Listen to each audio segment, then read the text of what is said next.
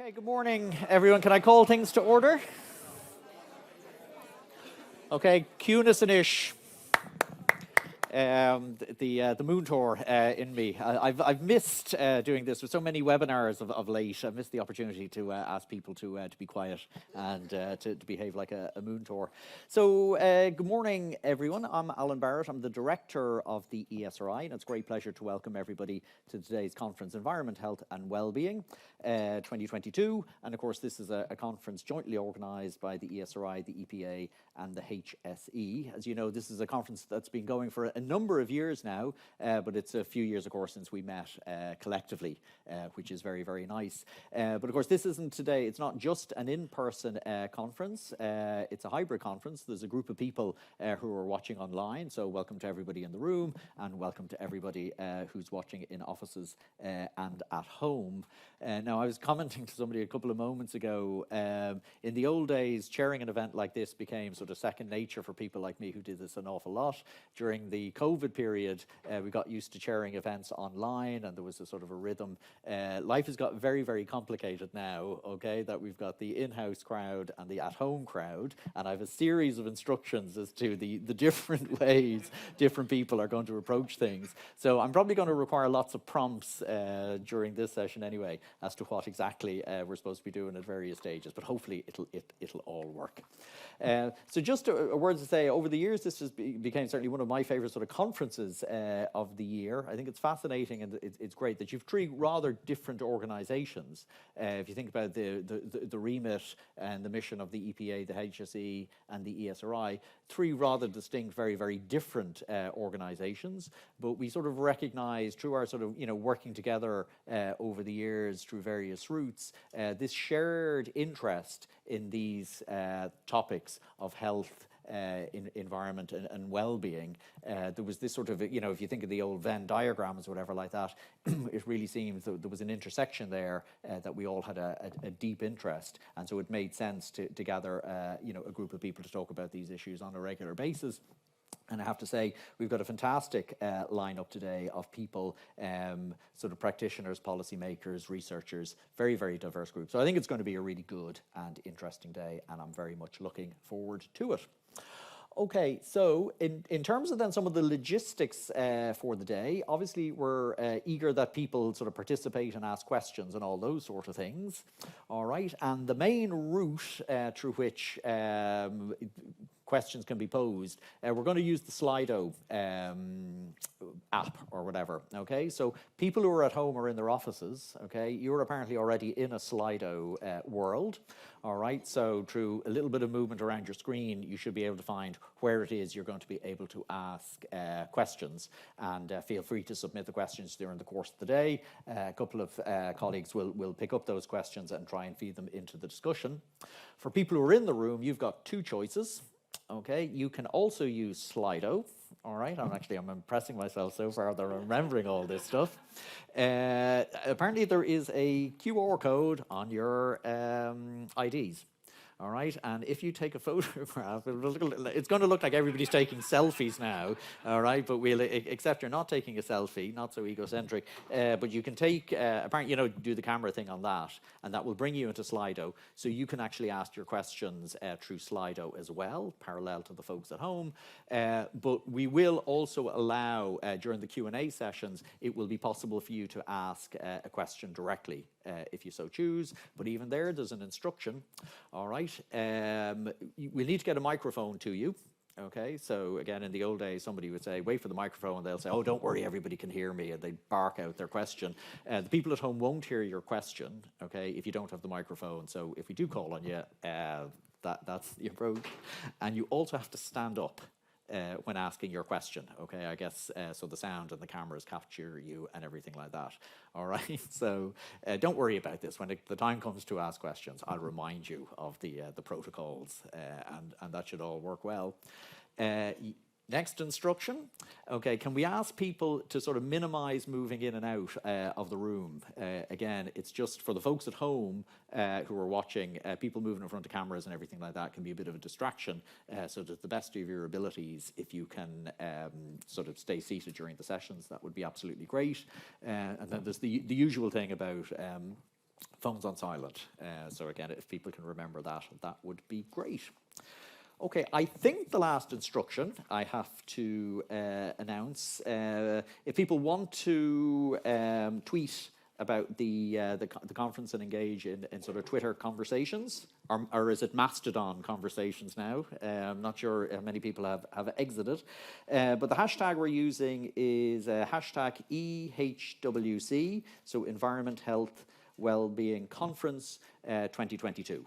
Okay, so if people are tweeting, and again, great if people are willing to do that, that's the hashtag we would ask people to use. So I think those are all the sort of logistical housekeeping-y type of sort of things I have to talk about.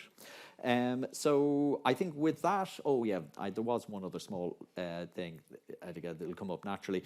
We'll use Slido to do some polls during the course of the morning as well. So you'll have an opportunity to respond to some questions and to submit votes as well, which is always an interesting and fun thing to do. Okay, so I think with those sort of overviewy sort of things, and I'm looking around, did I miss anything, Juliana? Are we all set? Thumbs up, wow. All right, I'm better at this than I thought I might be. So with that, we can go into the first session, which is the very nice title of Environment, Health and Wellbeing, the Bigger Picture. So we're going to have 3 contributions. The first contribution is going to be from my old friend and colleague, Laura Burke. Laura, of course, is the Director General of the EPA. So with that, Laura, can I call on you to begin your remarks? So thanks so much.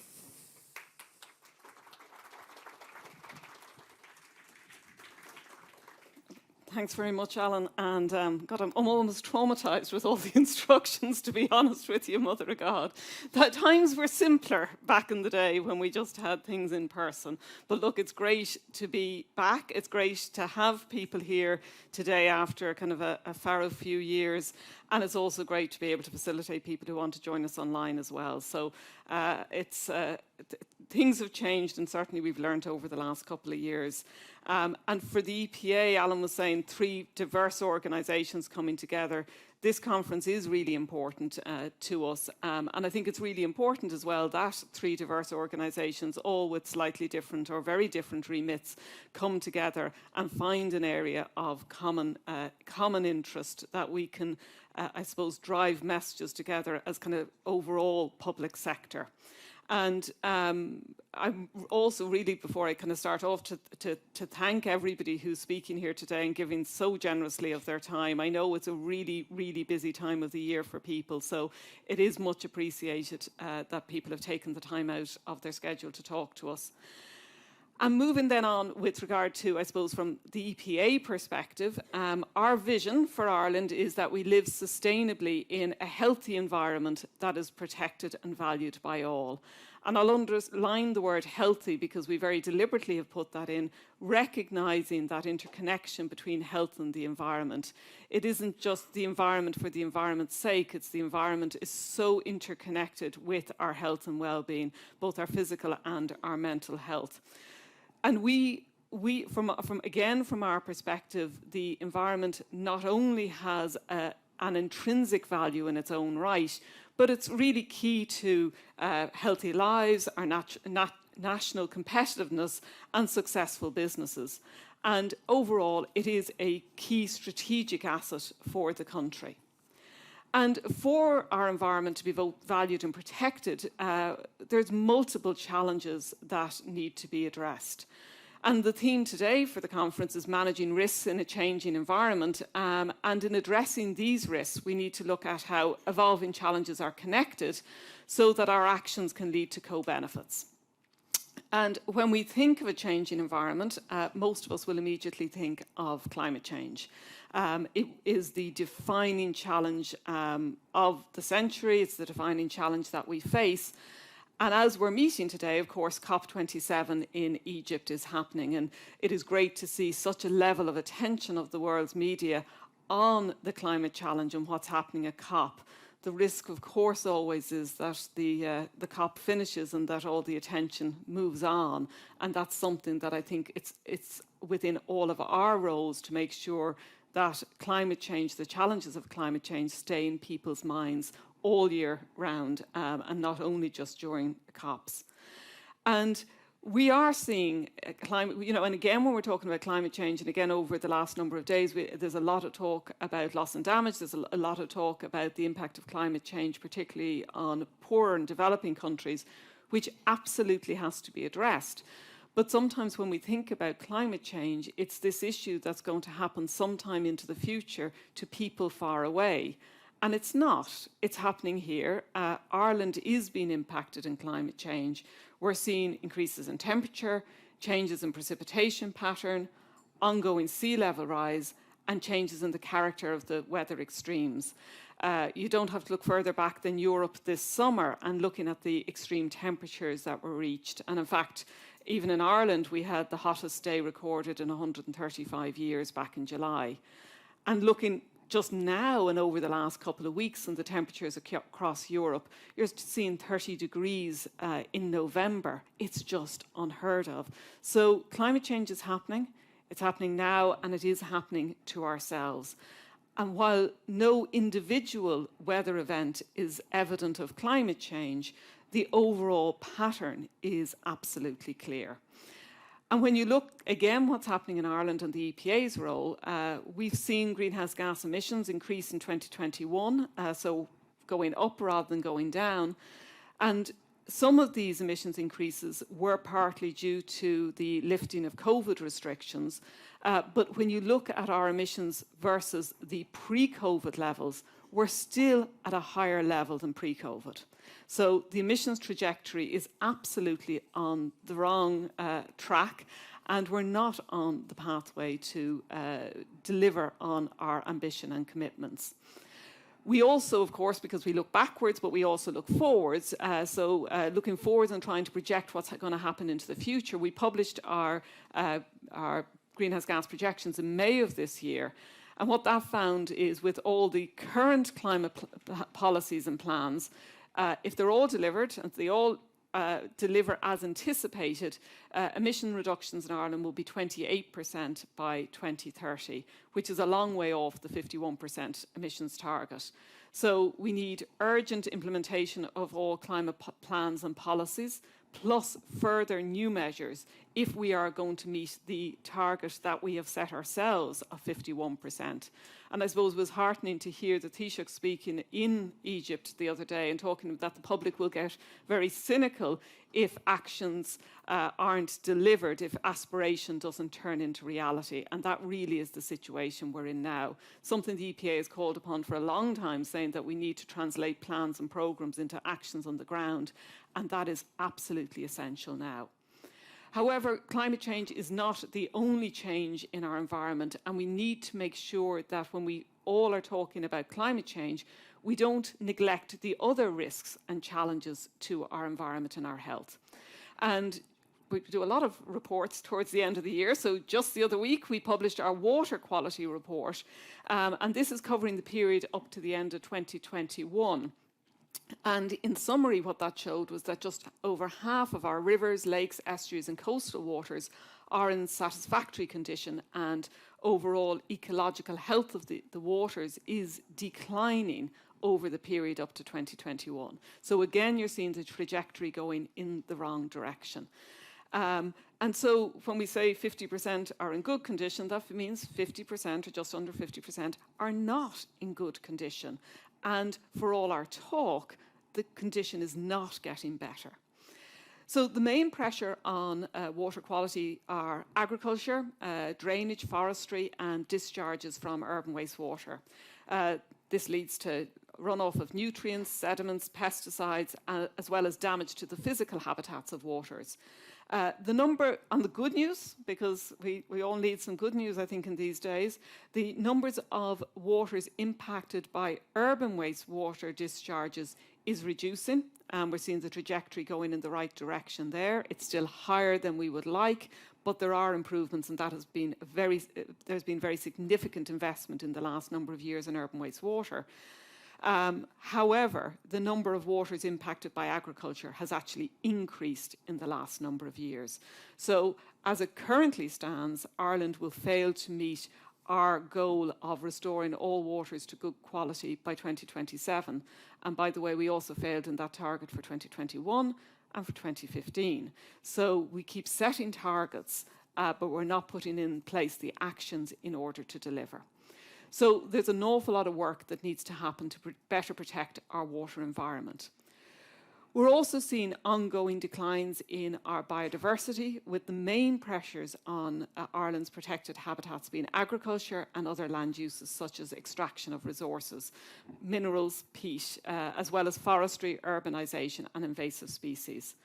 And the MPWS reported in 2019 that 85% of our habitats are in unfavourable status, with 46% demonstrating ongoing declines. 15% of protected species are suffering also from ongoing declines. But again, on the good news, over half of EU-listed species were assessed favourably, indicating that action is being taken to make a difference. So we now need to take action to protect and enhance biodiversity, and that can also have climate benefits. For example, there's a lot of work happening now with regard to rehabilitation of peatlands, and protecting these environments also as a climate benefit. So then, just briefly talking about chemicals, our waters also tell us what's happening with regard to chemicals in our environment, and we're seeing both from our drinking water report and also our water quality report that there are issues with regard to chemicals. 31 supplies failed the pesticide standard in 2021, which means pesticides are getting into our drinking waters. And we're also seeing the persistence of substances in the environment long after their use has ceased. So, for example, PCBs, mercury, examples of these ubiquitous substances that are still in our environment. So it is really important to know that we need to take action now to prevent those chemicals getting into the environment, because once they're in the environment, they stay there, and it is much more difficult to address them. On air quality, this I think people really get, the interconnection between our air quality and our health. We know that in Ireland it's estimated that there's 1,300 premature deaths every year because of poor air quality. And again, a few months ago, September 2021, we published our air quality report, and that showed the fine particulate matter, mainly from burning solid fuels in our homes and nitrogen dioxide from transport, is impacting air quality. Now, overall in Ireland, we are blessed. Our air quality is good overall. Partly that's luck because of our positioning, but also because we aren't a heavy industrialised country. But we are seeing that there's areas where localised air quality is having an impact on people. So while we met all of our EU requirements with regard to air quality, we have not met the new and more stringent health-based World Health Organization guidelines. And what we're seeing is a number of stations not meeting those guidelines for particulates, for NOx, for ozone and for sulfur dioxide. So we've been calling for Ireland and Europe to adopt these much more stringent guidelines. It will be a challenge, but if we're truly serious about protecting our health, then we need to be adopting those guidelines for air quality. What it means is that more action will be needed by all of us in our choices and how we heat our homes and heat our buildings, and also how we travel and making more sustainable travel choices. And looking to radon very briefly, because when we kind of are talking about retrofitting our homes and making our homes more energy efficient, we then turn our eyes to indoor air quality. And we know that the types of fuels we use in our home impact indoor air quality and our health. But also when we're retrofitting and we're improving our homes, we need to be conscious that radon can have an impact. And we need to make sure that we reduce the level of indoor pollutants through smart design and ventilation. And we published back in May the radon maps, new upgraded radon maps for Ireland. It was such a hit. We've never had such a hit on our website. The website ended up going down. And I was kind of saying, oh my God, what's the issue here? Our website isn't fit for purpose. And then the team told me the number of hits, which was far exceeded anything that it ever had, we'd had on the website. And it shows the level of interest people have in radon. Now we need to translate that interest to testing, and when the levels are high, for remediation, which is simple and straightforward. But it's back to, it's not air quality outside our houses and our workplaces, it's inside as well. So, kind of maybe coming towards an end, it's all interconnected, and this is what one of the messages that we've tried to get out in the context of our State of the Environment report, in that when you look at all of these environmental challenges, they are all connected. And in our State of the Environment report in 2020, we've been advocating and have been advocating since for a national policy position on the environment that brings all of these challenges together and sets Ireland's level of ambition in the short, medium and long term. What type of environment do we want to leave to the next generation, and how do we address that? And this is something that should cut across politics, it should cut across sectors, and it is about us as a country setting that level of ambition. And where you would end up is something along the lines of environment in all policies, similar to the very successful One Health and Health in All Policies approach. And we should have this national policy, but also we need to recognise that we've lots of plans and programmes that, if we're currently implemented, would improve our environment and resolve many persistent environmental issues and deliver co-benefits. So back to this issue of, we have the plans and programmes, but they need to be implemented and they need to be actioned in order to address issues.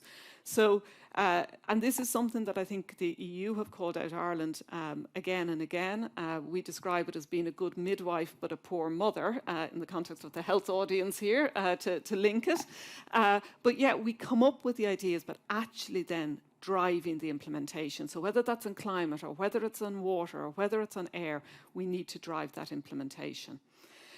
So just maybe in conclusion, and kind of in that call for action and saying all of us have a role in driving the implementation and highlighting the importance of health and the environment for everybody, I really do want to kind of, I suppose, end and saying, look at what we have. And we are so blessed in Ireland to have an environment that others would envy. With all of our challenges, others would still envy the quality of environment that we have. And it is a treasure.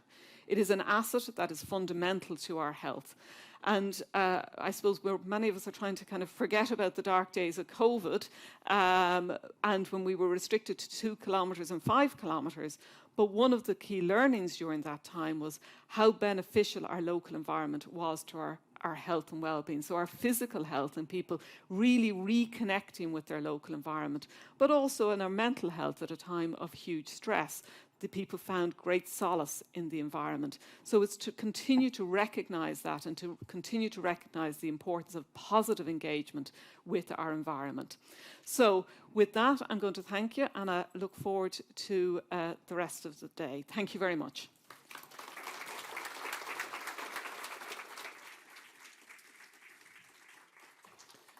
Great, thanks so much, Laura. Always enjoy Laura's presentation. It's great. I think it sort of reflects on the breadth of activity in the EPA, actually, just to hear that sort of overview of so many dimensions to today's topic. Actually, just I'm always conscious, you know, increasingly when we talk about health, we talk about health inequalities very, very quickly, and we talk about health, we talk about mental health, I think, increasingly.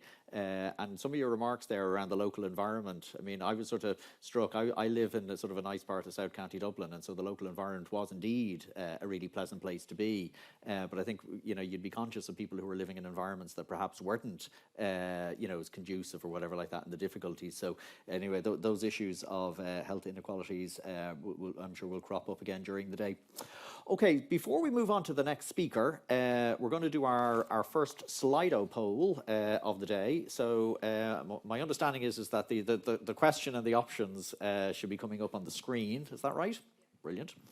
Okay, and yeah, so it's the same for people at home and people who are here. You do this through Slido. So do we see the question?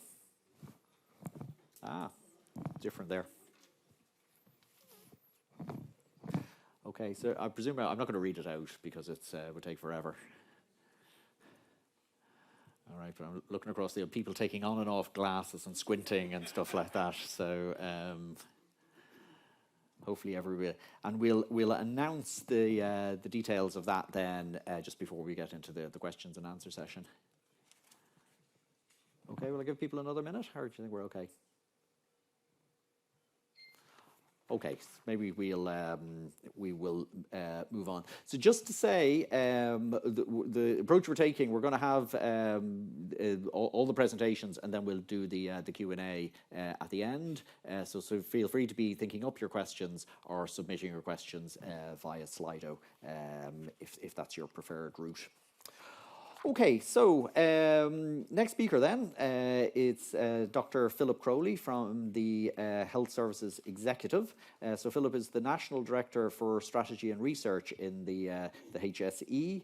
He leads on strategic planning, research, population health and well-being, global health, health rights and performance. And I've a long CV, but I'm just going to dip into the things that I thought were particularly fascinating. And one is he is a doctor who works part-time as a general practitioner. So I'm always rather impressed by people who do sort of very, very demanding jobs, but still practice, and I know a number of medics managed to do that. He worked for 5 years in Nicaragua, trained in public health in Newcastle upon Tyne, and worked for 6 years as the Deputy CMO in the Department of Health. So it's a great pleasure to welcome you, Philip, and I think your topic is the converging crisis, health and climate. So over to you.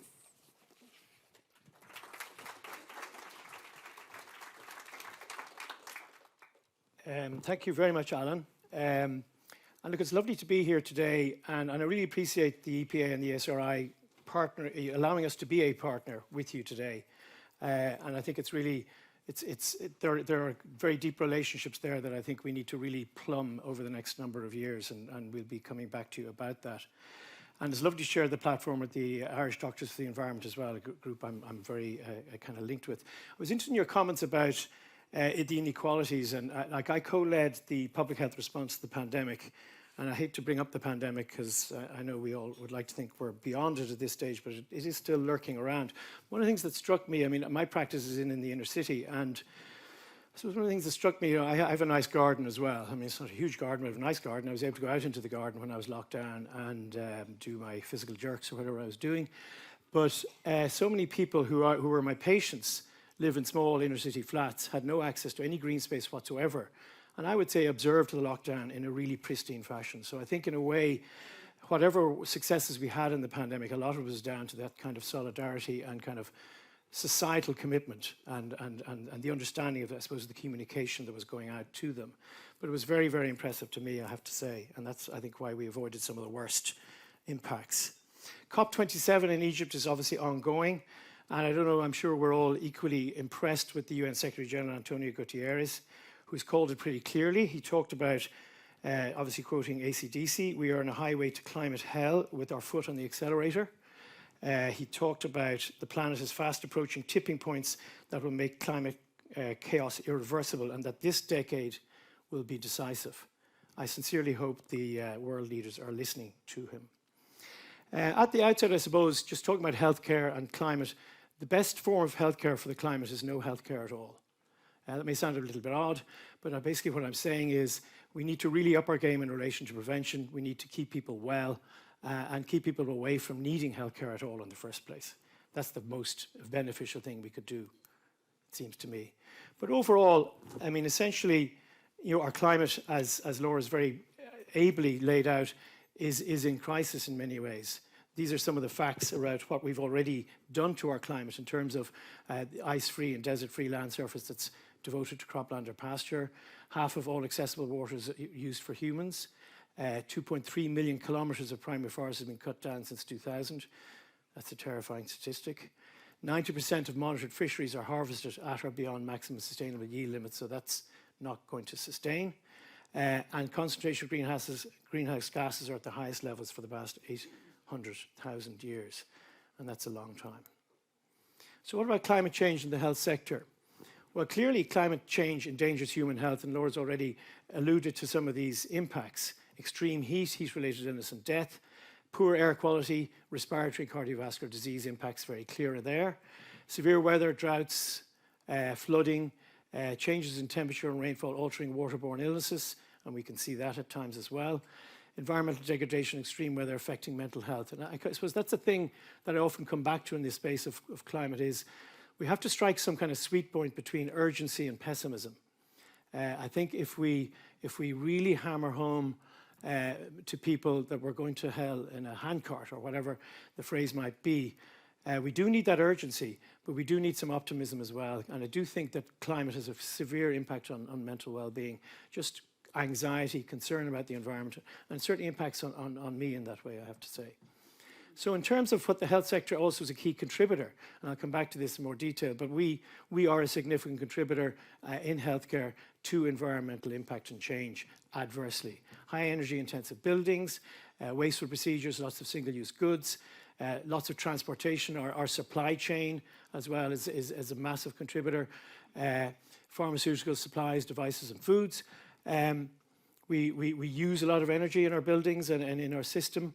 And I think we take choices a lot of the time, rightly so, with patient safety and quality at the heart of those decisions, but not enough of the time with the impact of the climate on the climate of those decisions. So I think that's a space we are definitely getting into. So we have a significant impact. We contribute, we reckon, in Ireland to 5% of Ireland's global greenhouse gas emissions. So again, just to kind of reiterate the point, heat, strokes and deaths, respiratory disease, cardiovascular, gastrointestinal disease from water runoff and things that Laura's already referred to, vector-transmitted diseases. Mental health, I really couldn't overemphasize that as being an impact for the impact we're having on the environment. So these are things we're already seeing in Ireland. Floods, we've seen foodborne disease, we've seen waterborne disease, and as Laura's pointed out, the impact on respiratory disease is already playing out.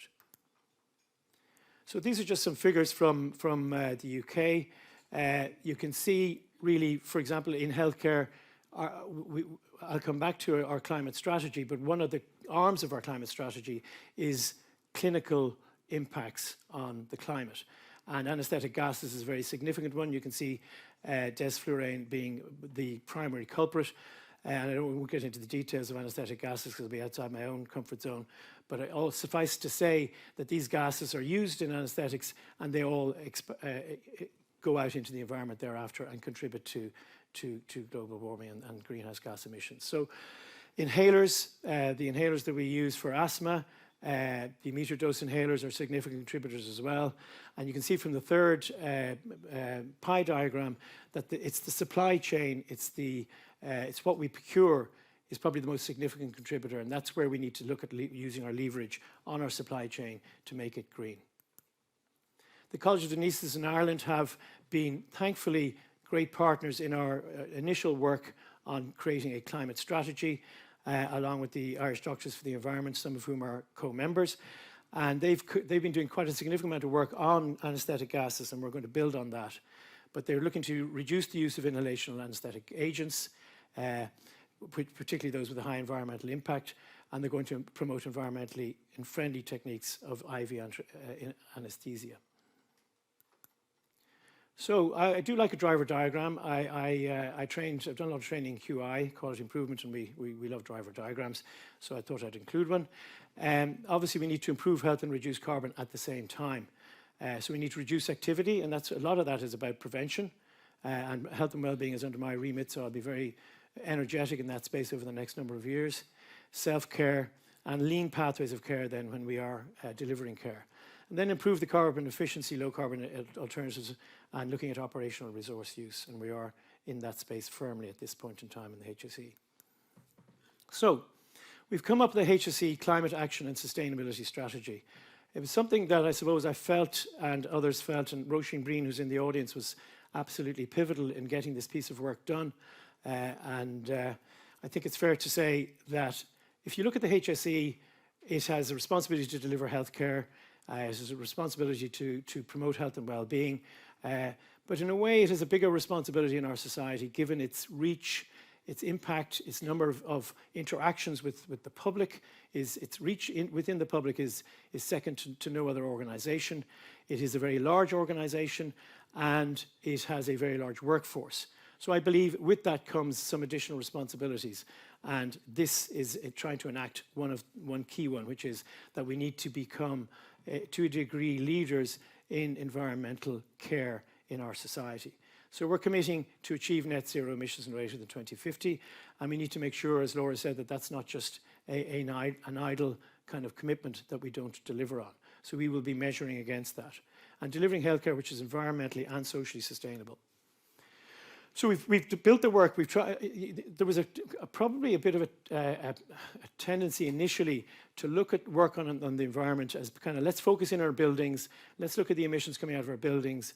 We've already got a good bit of work going there, and let's try and focus on what we can really achieve there. Great idea, but as Laura's pointed out, so many more aspects to the environment that we impact on. We could not, and we managed to ensure that the strategy is way broader than that, and it's looking at the green environment in our own environments that we manage. So looking at greening up the spaces that we own. The transport and mobility. During the pandemic, you'll be aware, we moved an awful lot of care online. Not all care can be done online, not all care can be done remotely, but a lot of it can be. And we are going to be working very strenuously to ensure that trends are sustained and built on. And looking at mobility generally and the transport for our staff as well. Sustainable procurement, I've already alluded to. It's a complex area. On one level, you would say the HSE has got massive leverage. It's a very big buyer of pharmaceuticals, of all kinds of materials, food, etc. We should have massive leverage, but actually you'd be surprised in a way, particularly global products like pharmaceuticals. I would say our leverage, we need to use it carefully, because we are a small market, and at times suppliers simply move us out of the market if we become too problematic. But at the same time, we have leverage, and we will use it to ensure we have a green procurement approach, and that our suppliers adopt green models of delivery. So green models of healthcare, I already alluded to that as well. We've had a group which the Irish Doctors of the Environment was very pivotal to, looking at that, and we're going to be building on that now that we have our strategy pretty much complete. Water and waste management, again, we need to look at that. And then we do have to look at the fact that certain milestones have already been passed. We need to look at adapting to the environment as it evolves and being resilient to it as a health service. So we have done some things so far. It's not that we build this strategy on sand or on nothing. I think there's fairly firm foundations for it. We've achieved a 26% improvement in energy efficiency in our buildings in a 10-year period. Probably not enough, but it may be a good start. And again, I try to be optimistic and build on what's positive. We've identified 170 significant energy users, which account for 75% of our energy use and carbon emissions. So that's where we'll be focusing our efforts. We have 111 local energy teams in place, and that's what in a way gives me the most optimism about our plan. That we have a kind of an infrastructure that gives us some hope that we might actually have the impacts that the plan lays out that we need to have. So these energy teams are in place, and we're looking at the idea of changing from the concept of an energy team to a green team, so broadening their remit into all the areas that I've already outlined. And we're implementing shallow energy retrofit engineering works at the moment. So we've achieved a reduction of 13.5% of the 51% target by 2030. So we need to really accelerate that work at this point in time. So in terms of the green environment, again, I think what this slide demonstrates to me is the power of our own workforce. I think people who go into healthcare care about certain things. They're not going to healthcare because they want to become the next Elon Musk or whatever else, to use a random example. They go into healthcare because they care about people's healthcare and they want to make things better. I think the same kind of people care about the environment. They want to make the environment better. I believe, in fact, I'm certain it's a massive preoccupation of our staff, and I'll come back to how important that is. But I think this demonstrates that people are just getting on with things locally to try and make the environment better where they are. The Cork University Hospital has a wildflower zone, including beehives. and using recycled plastic outdoor seating for staff. St John's in Limerick, static spin bikes, outdoor picnic tables and cultivated garden. These may all seem a little bit trivial, but they're only examples. And I suppose what they're examples of is local initiative.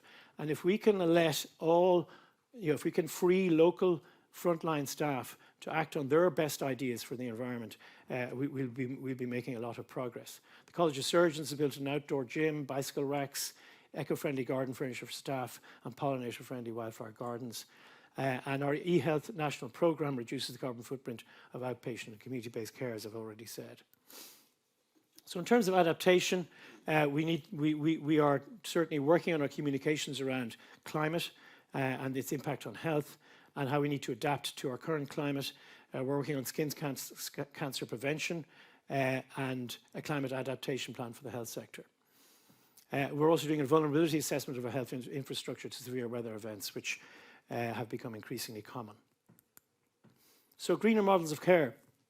I've already shown you some of the work the College of Anesthetists have done in NUIG, Galway. They've been repairing leaks. You can imagine a leaking anaesthetic pipeline, just leaking the noxious gas straight into the environment. 80% reduction in CO2e and from N2O. So people locally acting and finding solutions. At a national level, 20% of anaesthetic departments have ceased using desflurane completely. That's the most noxious of the anaesthetic gases. So that, in a way, using Laura's kind of 50-50 she was on, I'm afraid we're only on 20-80 there, but that means it can be done. So the 20% can show the 80% how to do it, and that's what we intend to do. The HSE Green Healthcare Programme resulted in many examples of improved practice. For example, in Tullamore, 0.5 kilograms less clinical waste per day per bed, which is pretty significant when you add it up, which also saves money. So for the accountants in the audience, or in my audience, we can say that. Again, an interesting project on inhaler use. Again, an audit on inhaler use and what we can do. The Irish College of General Practitioners is going to be a key partner for us here, and Andre Rochefort is in the audience, and we'll be working with the college as well to explore safe use of good asthma care that protects the environment. So, kind of coming to a close. Sorry to bring up COVID-19 again, but as a public health co-lead for the pandemic, it was an extraordinary couple of years, and I can see people in the audience who shared that experience in the health service with me. And it was, on one level, it was very sad, it was very challenging, it was very frenetic and complex. It was very anxiety-producing, because I remember early on, we were on a video call with Wuhan, and we were kind of asking them, what's the incubation period for this virus? How long is this infective before it's symptomatic? We hoped it wasn't, of course it was. All the worst aspects of this virus came to pass. I mean, that level of anxiety was considerable for everybody and for our society. But I take so many positives out of how everybody pulled together around a common purpose. Extraordinary volunteerism to the health service from the public. Within the health service, people just saying, I'll change, I'll do this, I'll do that, whatever it takes. Mass mobilization of our staff to new roles to combat the pandemic. Amazing use of improvement skills to really improve care overnight, change care overnight. We put in new models of care literally overnight. But obviously, this has had an impact on our staff as well, no more than on our society. And it's a significant focus on our National Service Plan this year, which we're finalising today, which is slightly unfortunate timing, but that's the way it is. And there will be focus there on staff retention, looking after our staff, and trying to help them recover from the experience of managing the pandemic. But we really developed a can-do kind of, I think the HSE is kind of characterised as being bureaucratic, well, let's not pretend, bureaucratic, slow to make decisions, must say no, kind of no can do. Well, what was interesting, I suppose, during the pandemic was, like, I've been on the leadership team for 12 years, and I was there the day we made a particular decision around taking over the ICUs in the private hospitals, because we were in touch with London. Their ICUs were overwhelmed. We were in touch with Northern Italy. They were long past being overwhelmed, and we became extremely concerned that we would go down the same route. So we made that decision, and we worked out how to enact it. It took about 15 minutes to make the decision. I suggested to the leadership team at that time, could we just pause for 1 minute before we go on to the next decision to reflect on the decision we just made. And I said, having been on the leadership team 12 years, we'd normally talk about making that decision for about 6 months to a year. We'd pilot it for another 6 months or maybe a year. We'd then evaluate it for 6 months and show that it worked, and then we'd abandon it. So I think it's fair to say that when we were empowered and trusted and we had the resources to make decisions, we made them. They weren't all correct, but we showed, I suppose, that we can, as a group of people, when we're united around a common purpose, we can act. And if we're trusted by government, we will continue to do so. We became comfortable with mistakes, hierarchies were flattened, and we deferred to expertise at whatever level of the organisation it arose from. And that's not something that has always characterised the organisation. So, what does that mean then, in a way, for climate? I think it means a great deal. I think what it shows is that as an organisation we can come together around a massive burning platform, common objective, absolute national priority. And climate change is just that. So we want to play a significant role in tackling the climate crisis, and we will be staying in touch with our partners after today to ensure that what we do is informed by their knowledge and expertise. But we have this major workforce, great workforce, fantastic people who care. And it's going to be absolutely central to the development of this strategy. So we'll be doing a lot of work in the communication space, in partnering, in ensuring that frontline staff can do stuff that they see fit, that they think is the best thing to do, not that we decide is the best thing to do. It won't be command and control. It will be freeing people up who have lots of expertise to act. We will be giving central guidance on what works, obviously. We will be giving strategic advice on priorities that we see globally and in other healthcare systems. But we will try to mobilize this workforce to a common goal.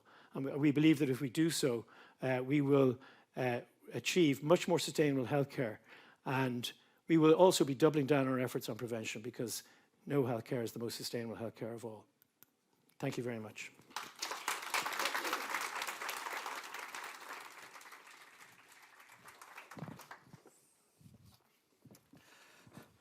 Great, thanks so much, Philip. I learned a huge amount in that presentation, I have to say.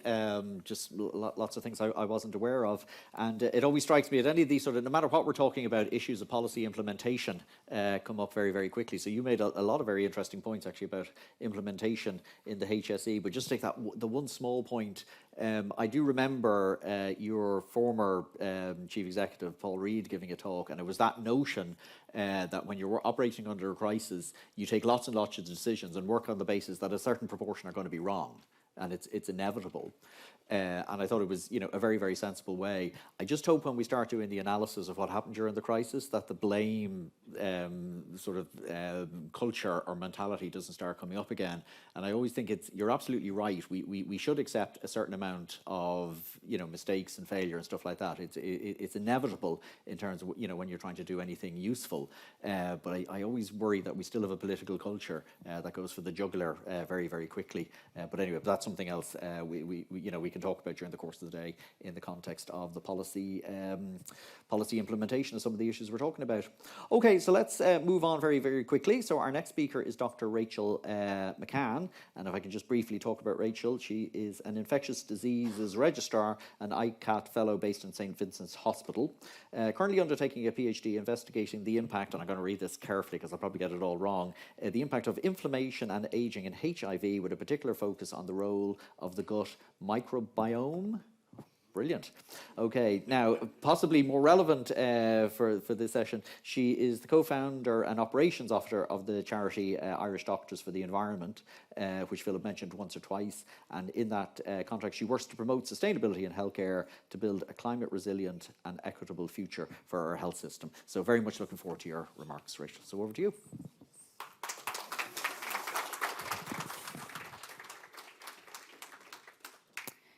Thank you very much for that introduction, and it's really lovely to be here today in person and together with the EPA, the HSE and the ESRI to deliver this very coordinated message today about health and the environment.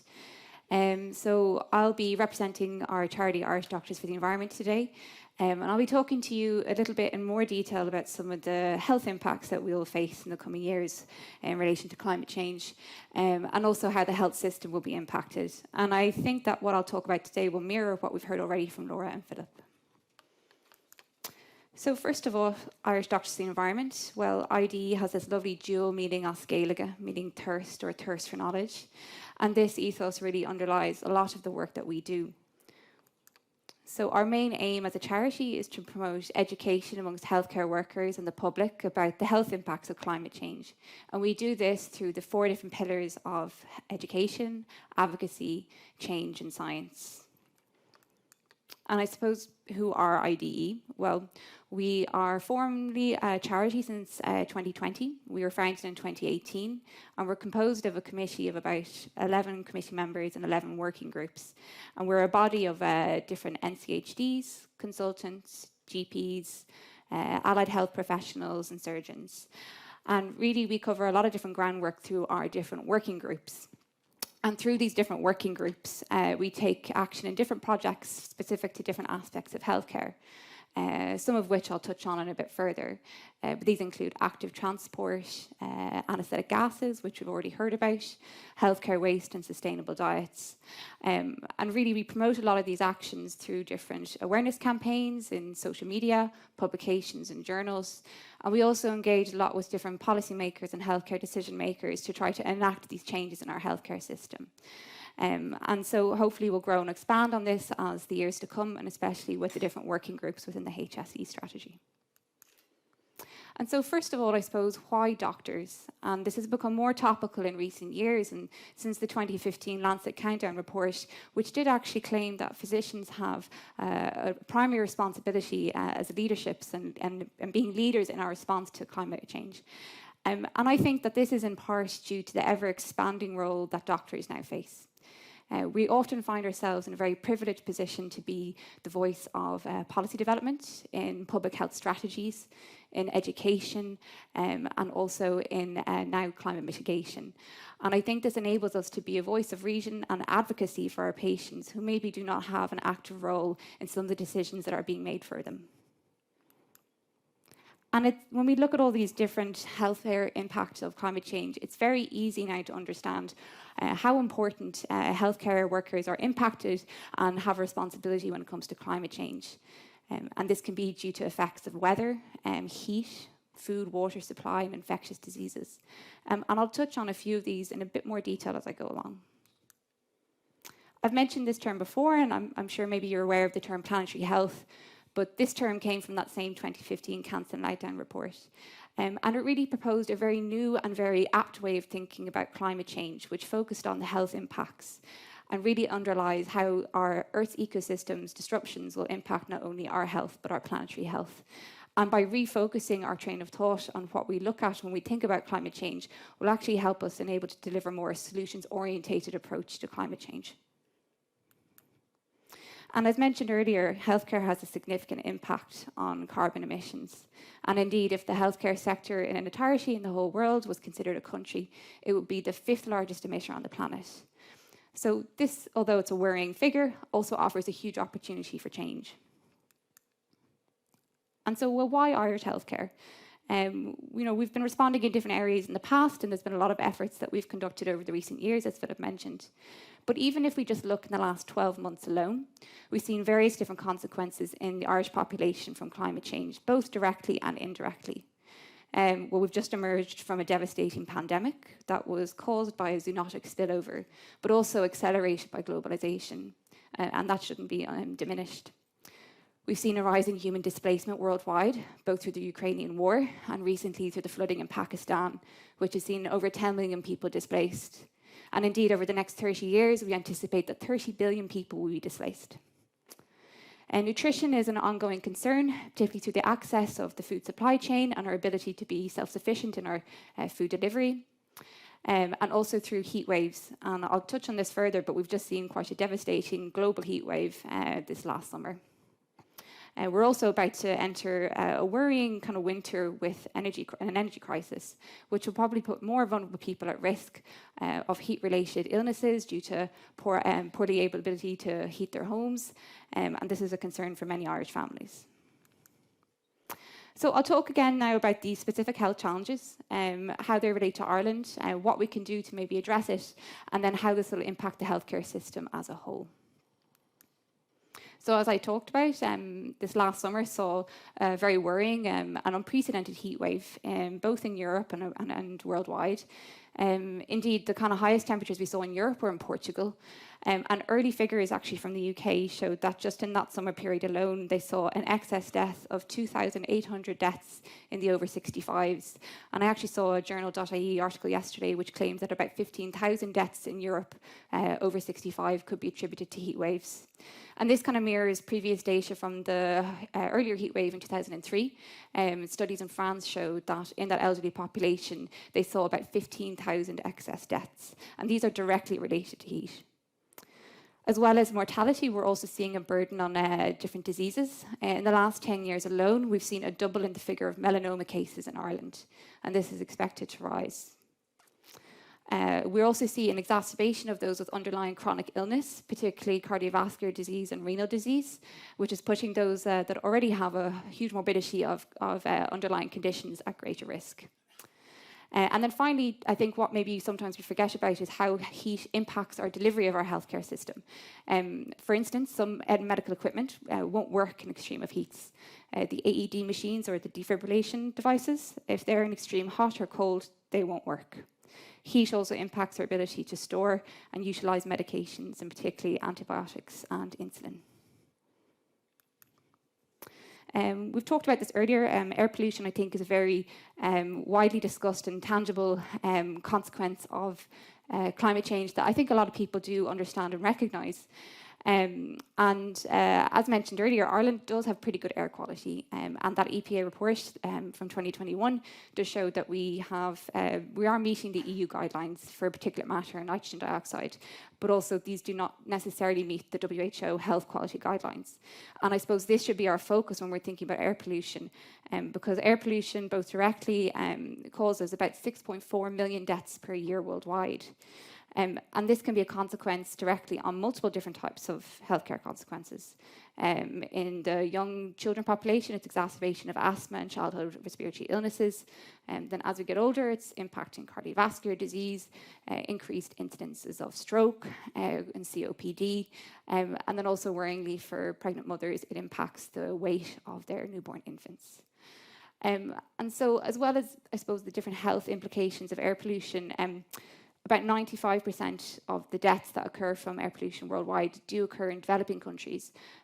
But as we see here, it does impact the morbidity and mortality of chronic diseases as we age. And actually, there was a systematic review just published last week, which showed that for every microgram per cubic meter increase of particulate matter, a person's exposure puts them at a 3% increased risk of Alzheimer's. So really, it has a lot of different knock-on effects depending on the circumstances and depending on our ages. As well as health impacts, though, it does have a financial consequence for healthcare.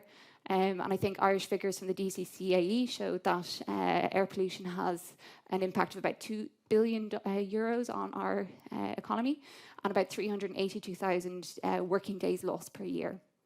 But counter to that, the World Bank had a recent report which showed that for every 20% increase or improvement in our air quality has about a 16% increase in our workforce response rate and a 33% increase in productivity. So by causing positive changes, it has both a beneficial health impact but also economical one too. Mental health, we've talked about, I think, earlier today, I think is a really important and probably under-discussed area or consequence of climate change. And this, though, arguably can probably affect more people worldwide from climate change than some of the other ones I've talked about. And this can be because of both direct, indirect, and long-term outcomes of mental health. The more immediate consequences from, for instance, weather events can be much more easier to understand. We can see people experiencing anxiety, depression, and PTSD from the immediate weather events such as flooding and extreme storms. For instance, actually in the Hurricane Katrina in 2005, in the aftermath, they found that suicide and suicidal ideation more than doubled. About 1 in 6 people met the criteria for PTSD, and there was a 49% increase levels of anxiety and depression. And that was just from one extreme weather event alone. Some more longer term impacts on mental health can be, again, PTSD, mood disorders, and this can be due to kind of a combination of a complication of factors. For instance, people experience loss of land, loss of livelihood, and I think of farmers when I say that, due to the changing landscape we face, and also from human migration. We also see changes at a community level, and we are seeing a rise more in other diverse populations of interpersonal and intergroup social aggression. And this can also impact how we see ourselves, our social identity. And when you lose your livelihood, your land, your country, that has a huge toll on our mental health. And as ever, we always see that those who are disadvantaged, and in particular Indigenous groups, are the most vulnerable and the most impacted by these changes. So clean water, I suppose, is fundamental to every aspect of human life. And as mentioned, Ireland's water quality is showing a worrying downward trend in recent years, and primarily due to runoff from phosphorus and nitrogen waste from agriculture. And this, again, is expected to increase. We know we're facing more extreme weather events in Ireland. Just even earlier this week, there's been increased floods in Cork and many different parts of the population. And this impacts both the water quality and our health. There are many different types of health impacts, though, and an easy one to think about is, I suppose, the effect it has on our most vulnerable, the children, or the paediatric population. And water sanitation is probably the leading cause of death in children under 5 worldwide. And I think every day about 700 children die due to diarrhea-related illness as a consequence of water sanitation. And this is expected to increase, and by 2040, 1 in 4 children will be living in an area of extreme water scarcity. And I suppose with our changing water landscape, we always face this risk of a water conflict. Food security and access to nutritious and healthy food is another kind of important health impact we see here in Ireland. And this can be due to both local and international effects. Immediate things such as changes in our weather patterns will affect how we use the land, the length of our growing season, and then also be impacted by invasive species and pests. And so we're heavily reliant on external sources to provide our nutritionist needs, as you can see here from this graph.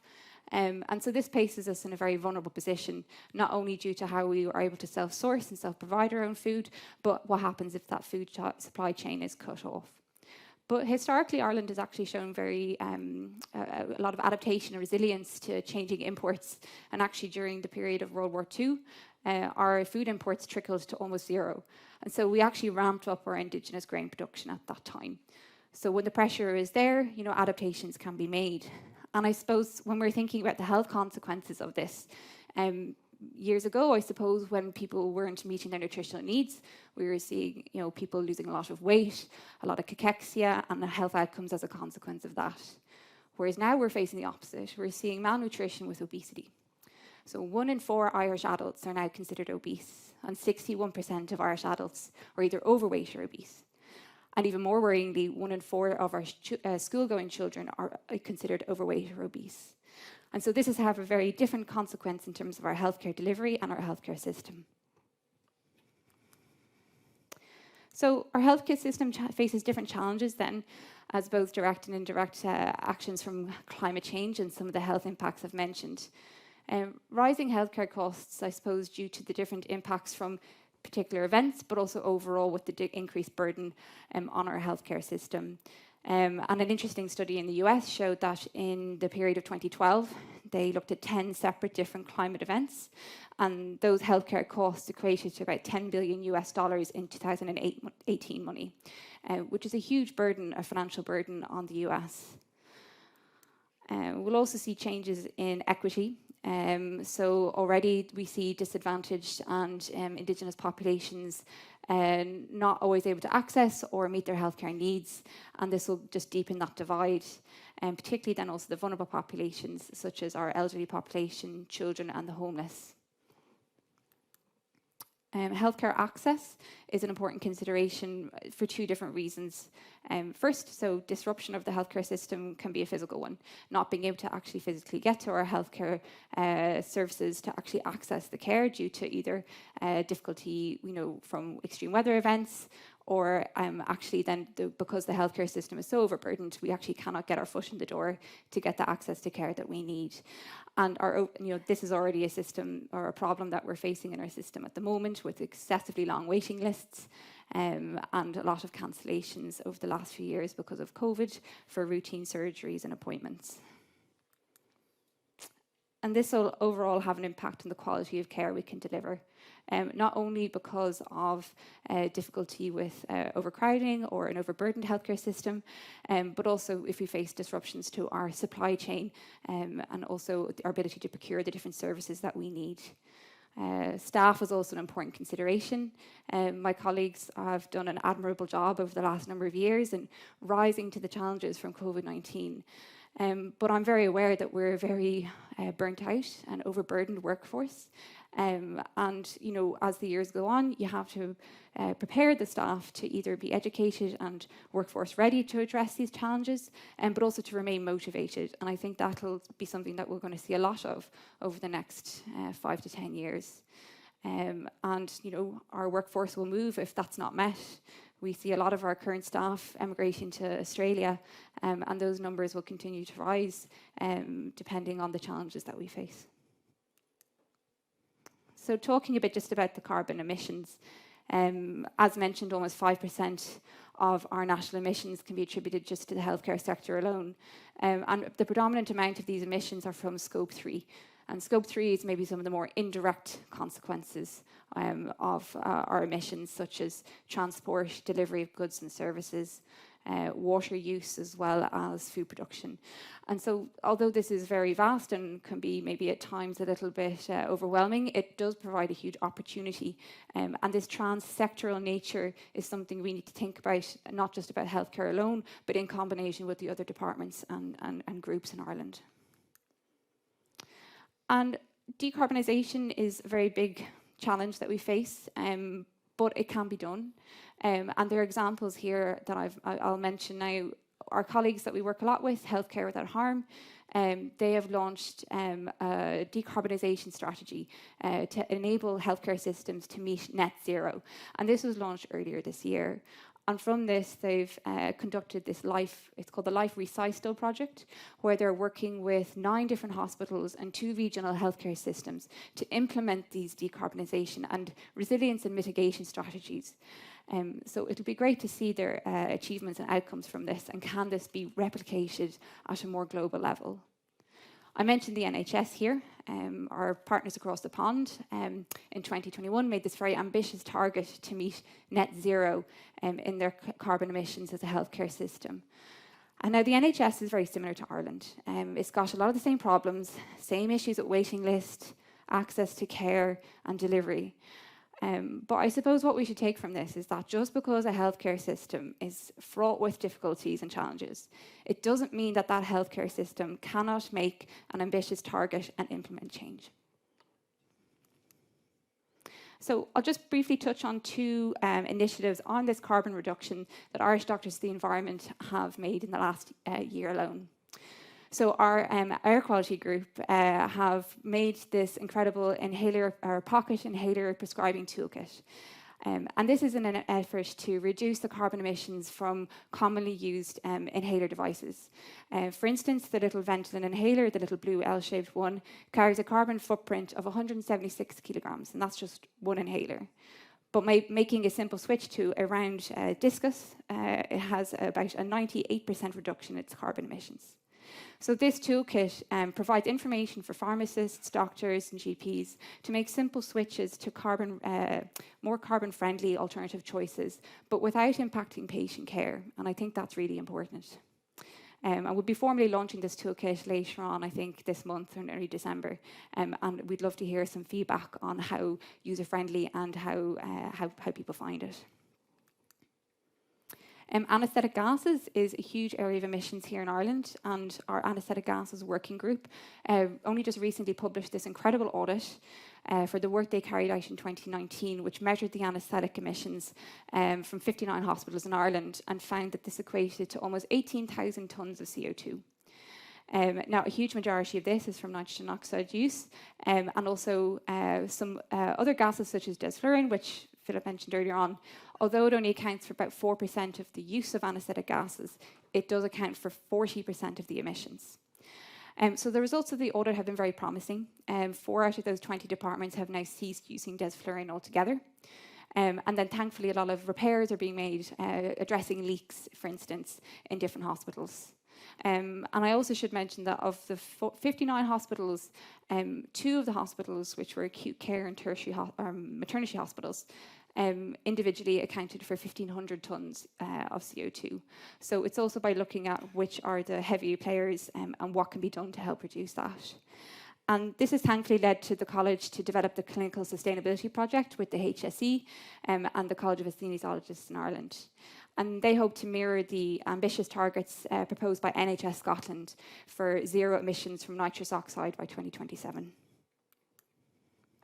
So to enable a carbon reduction plan, we first need to measure our carbon emissions. We need to initiate this reduction, and then we need to monitor and regulate it. And this is important so that we understand what our problem areas are and how we can best improve it. Because at the moment we're living in a very unsustainable model of care in Ireland. We have a huge reliance of care provision in the tertiary centres and in our large hospitals. And really we need to refocus those efforts. And if we are to become more healthcare sustainable, decarbonise, and also build on a preventative model of care, this will help reduce the overall burden we have in our healthcare system. So not only will this enable us to be a healthier population, but also a more health system resilient one. And so what do we need to do kind of going forwards?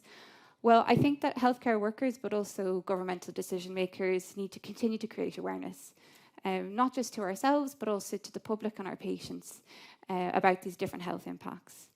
We need to write and implement different policy developments to ensure that these targets and actions that we wish to do are carried out.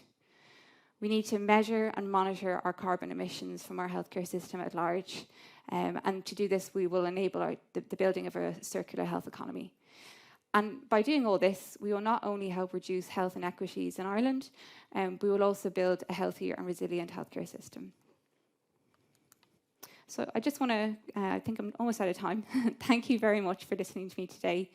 And I suppose just finish with a call to action and just ask everyone here today that, you know, what we need to do going forward is not only just create a carbon neutral or a carbon reduction in our plan going forward, but also to work together to carry out these targets. And together, I suppose, we can deliver a very ambitious net zero future. So thank you very much. Oh, yeah. Okay, thanks so much, Rachel. So I'm going to ask Philip and Laura to join us on the panel where we have a bit of time for Q&A. And I think we're going to get the results of the poll from earlier on. So did they come up on the screen?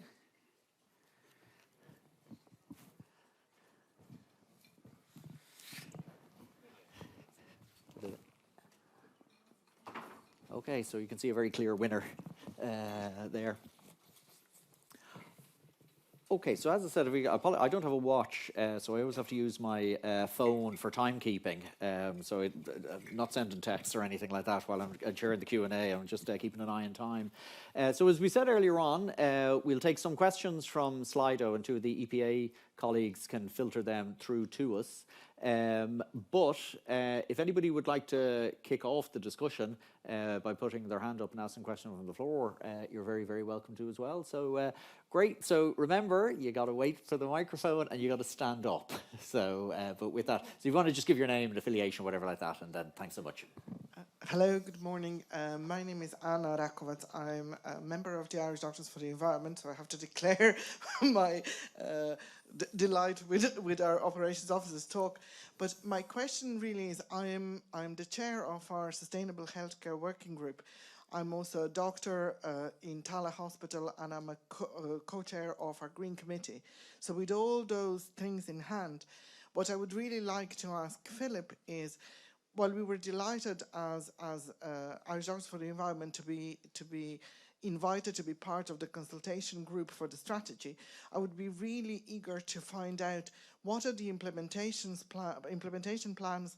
Has the money been ring-fenced by the HSE to put this into action? Because this strategy that we worked so hard on producing really needs to have money be put where the mouths are, and implementation, not let it be just a lofty aspiration and something that's left to activism. So I would be really curious to find out, how much money has been ring-fenced, and how do we proceed from here? Thank you. Is this on? Yeah. Yep. Thanks, Andy. Yeah, very nice to see you. Yeah, I mean, we're in the process of finalising our service plan for this year today, so there will be money put aside in that for climate action, but that's only the start. I think what we need to do, keeping a strong partnership with yourselves and others who we've been working with so far, is I think we need to keep building the implementation plan is being progressed at the moment. We've gone straight into it, and we'll be bringing that to the board, and then when that's signed off, we will publish that, and that will then become the platform for both refining the actual actions that we're going to actually take, specific actions that we're going to take, and then we will identify whatever resources are required to take them. we will, in reality, I'd say, it feels to me that 2023 will be, the rest of 2022 we'll finalise what we plan to do in terms of implementation, and 2020, and how to re-engage the people who've been so good with their time so far, to see what if they will give further time to actually implementation. And then in 2023 we will start implementation, and we will crystallise what else we need in terms of resources as we go. But there is funding in this. There will be funding in the service plan for climate change. Okay, thanks for that. I think I saw another hand. So while we're getting a microphone to you, I'm just going to ask Laura a question, if I might. Apologies for this, but one of the things I was really struck by, so obviously we've had presentations where we've talked about the impact of healthcare on the environment, and then the impact of the environment on health, okay? So these two themes. But if we take that issue, the impact of the healthcare system on the environment, I have to say, what you said, right, this idea of being the fifth biggest emitter or whatever like that, that was just complete news to me. And if there's a sort of a takeaway from today, that, that'll be it. But I'm just wondering, where does somewhere like healthcare fit into our carbon budgets? Okay, like I'm just wondering, where does the sort of the response? I mean, it's great to hear of sort of interest within the organisations about doing things, but in terms of the overarching policy framework, and we hear all about the targets. I mean, I know transport is a certain amount, and agriculture, we heard lots about that. But if you take a sector like healthcare, how does the carbon budgets impact on them? I'd say it's indirectly, and it's all of the emissions are calculated, and we calculate them in a particular way for Europe, for UN obligations, which is looking at agriculture, transport, energy, etc. But what I would always say is you can slice and dice that data in different ways.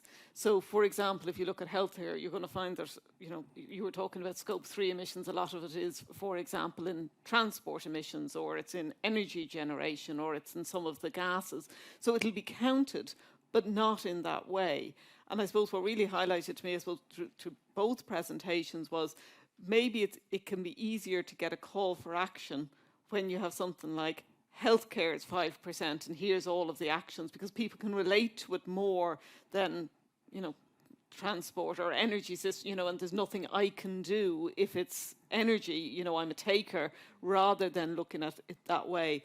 And the other one that we would often talk about is food waste, because again, when you look at food waste, I can't remember, it's one of the top producers of greenhouse gases as well.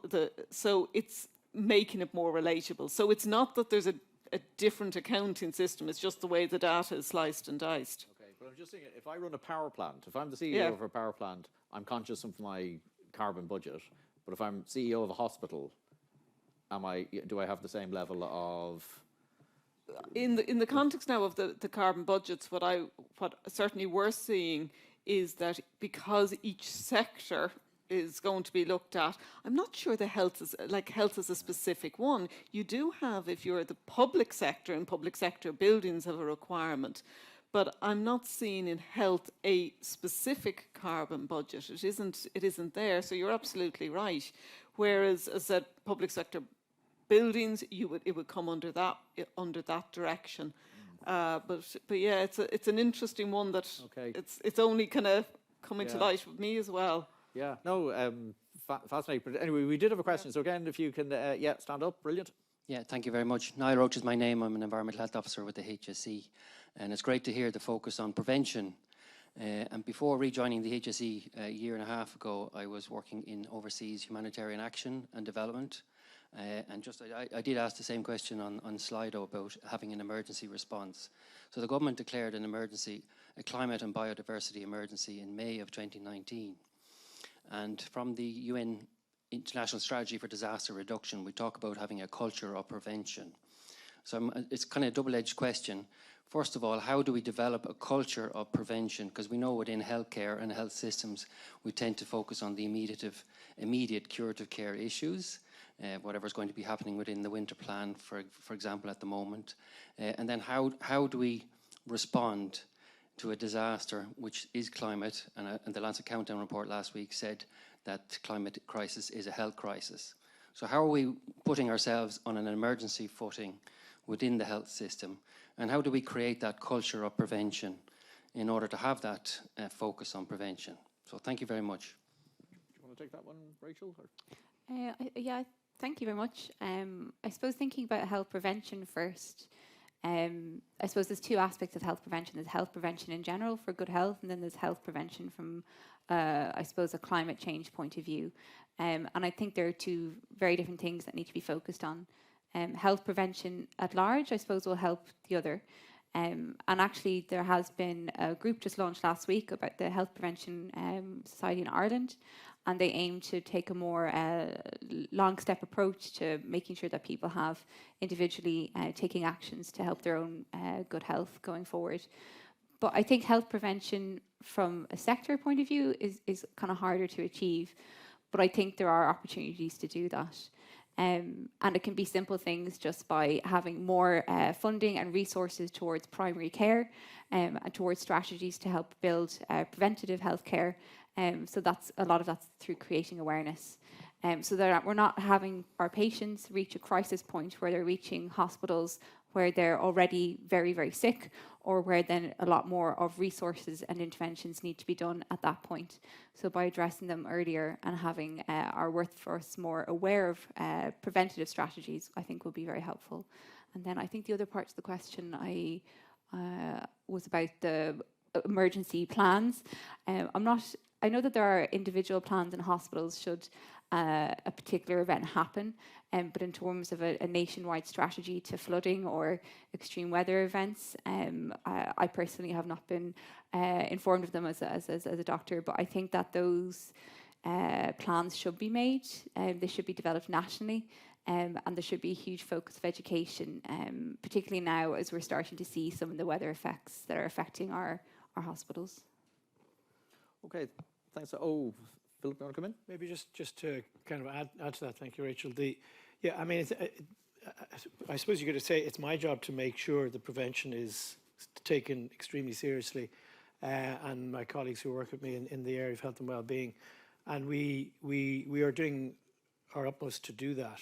And I think hopefully you'll see when the service plan is published that this has sufficient prominence. And there is some additional investment again in this space, and there has been a lot more investment recently.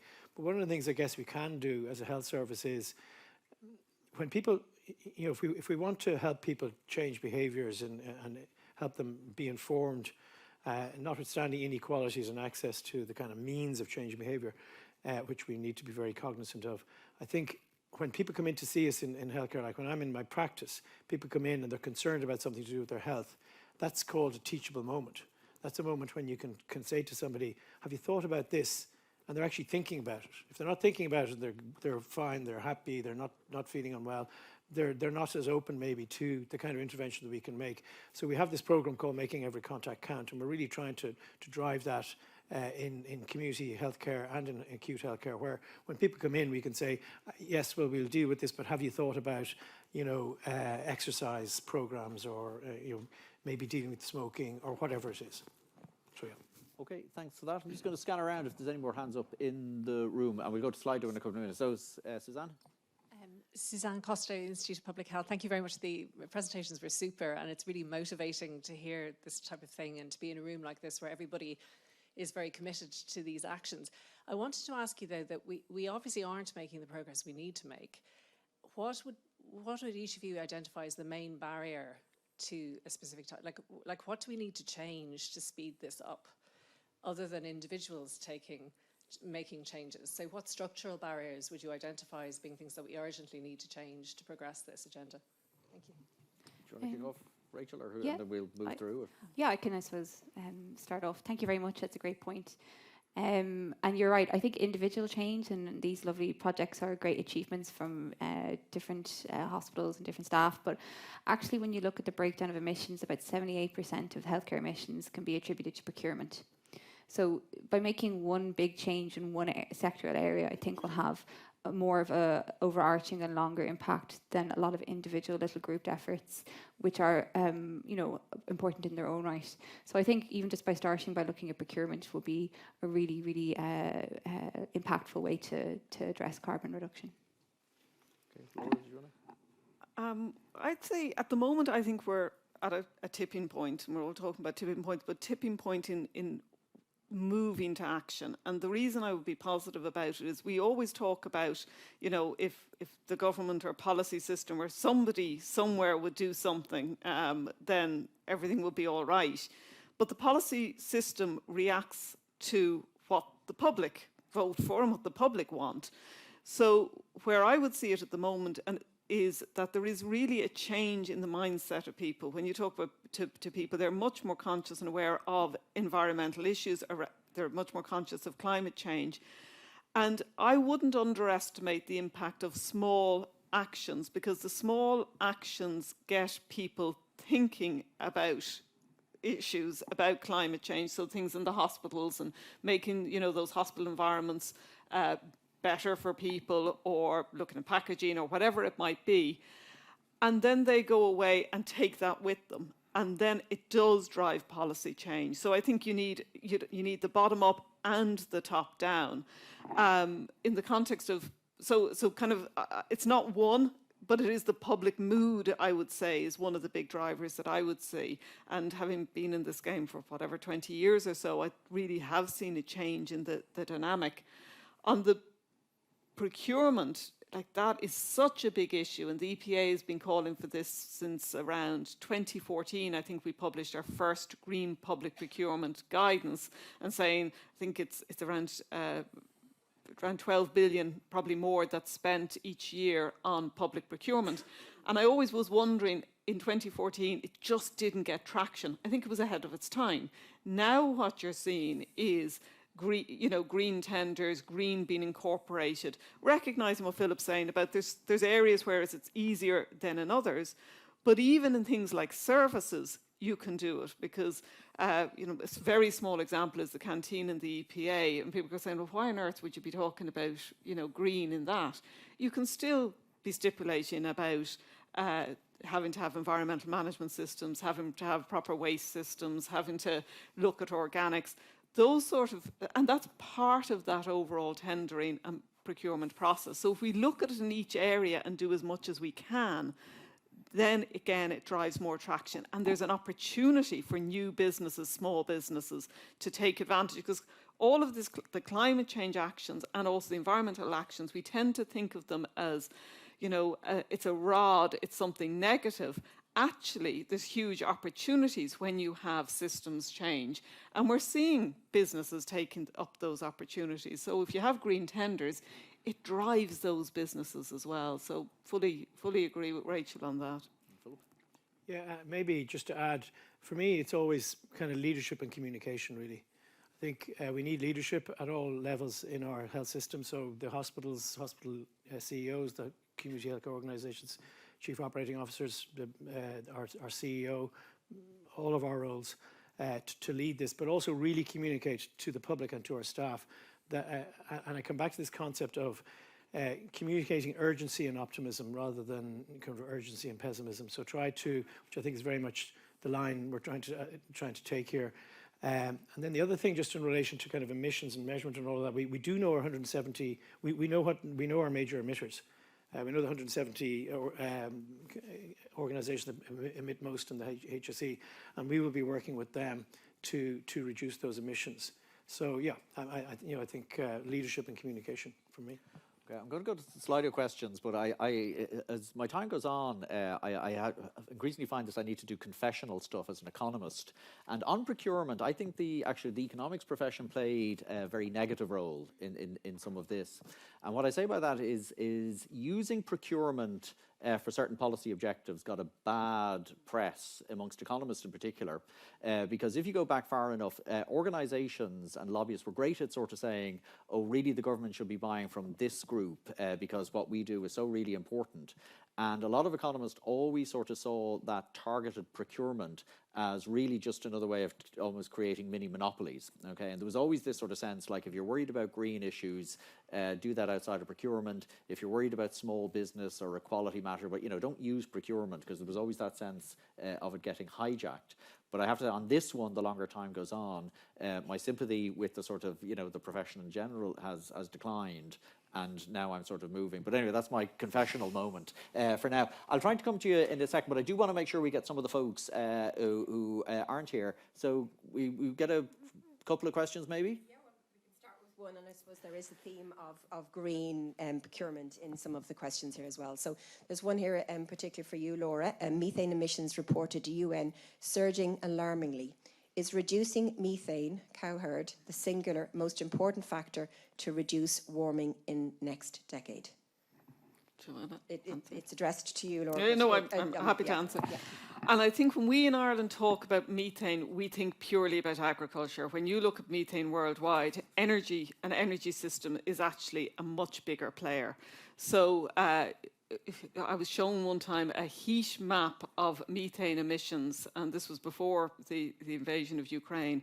And in around Russia, the amount of emissions from methane from all of the gas fields. So I think we just need to be careful when we're talking about methane. In Ireland, our mindset is purely around agriculture. Worldwide, a much bigger issue is around energy-related methane, and it's much bigger impact. When you look at methane from agriculture, there's two aspects to it. First of all, again, looking internationally, you look at efficiency of practice. And I'll move on from efficiency very quickly because I'm not normally a big fan of efficiency as a solution.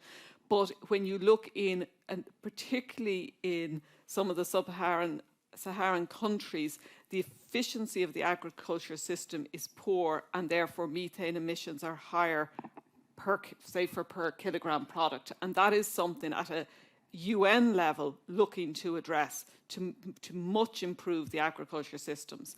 You then bring that back to Ireland. Is the issue we have is not about efficiency, because we've done everything we can do on efficiency to a large extent. It's now agriculture is 37% of the emissions, methane is a significant portion of that.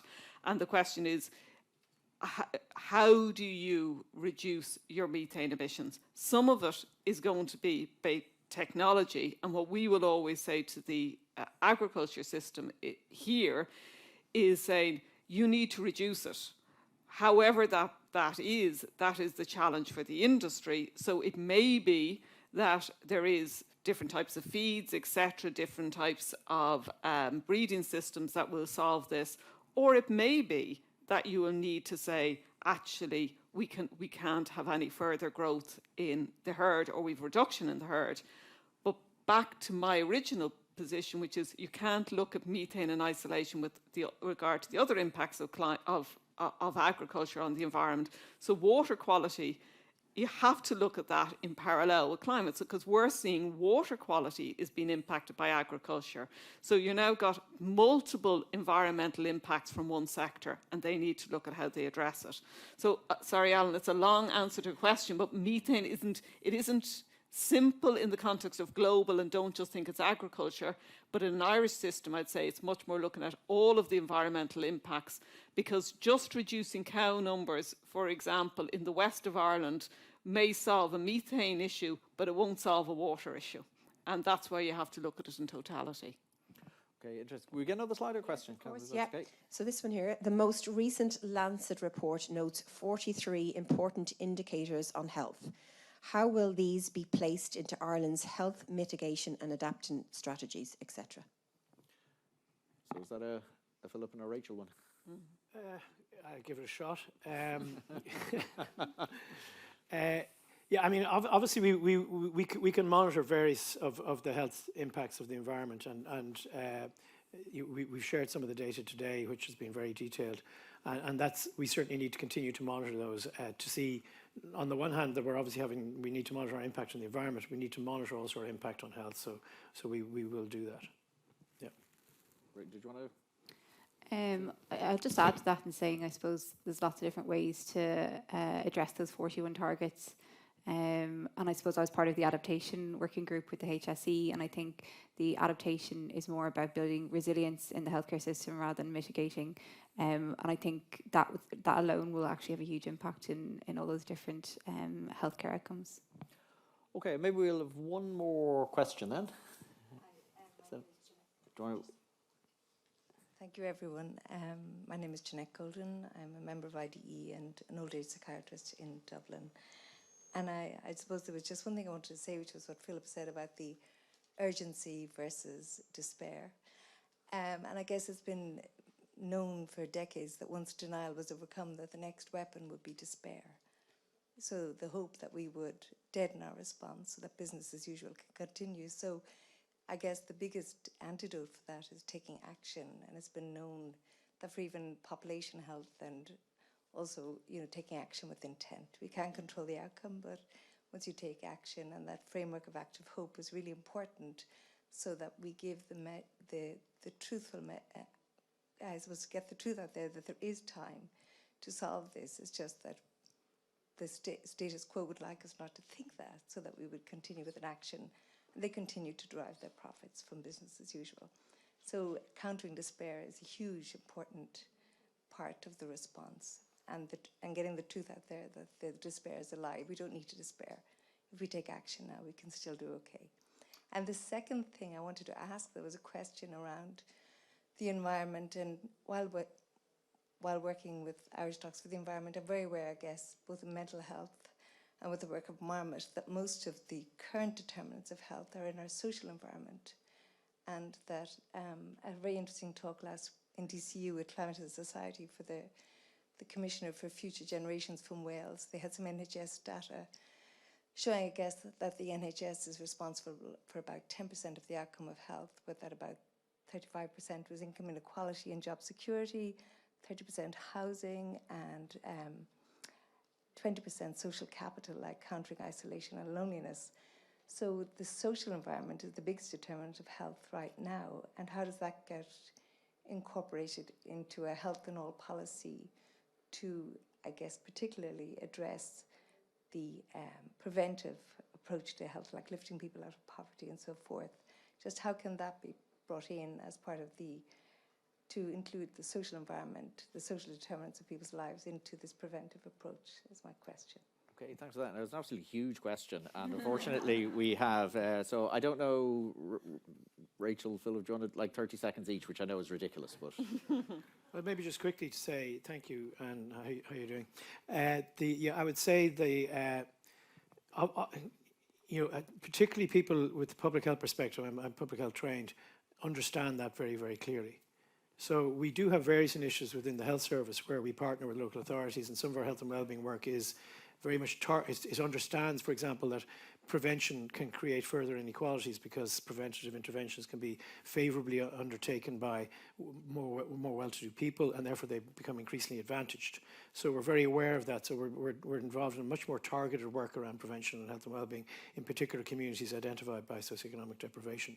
So we will certainly build on that work. We will build on our work with local authorities, I think, to look at some of the social determinants of health that arise out of those interactions we have in communities.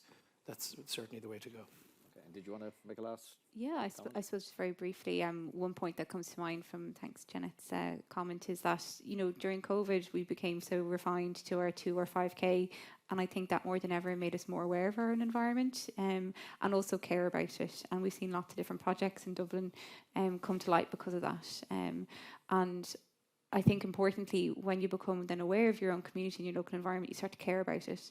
And people maybe who didn't care about their local community started to. And I think that alone will probably have quite wider and long-lasting impacts.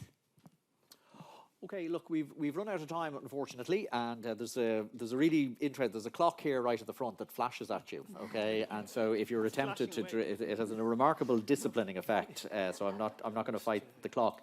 So just say we'll take a break until 11:40. So there's tea and coffee outside and some posters as well that you can go and have a look at. And finally, if we can just thank our speakers in the usual way.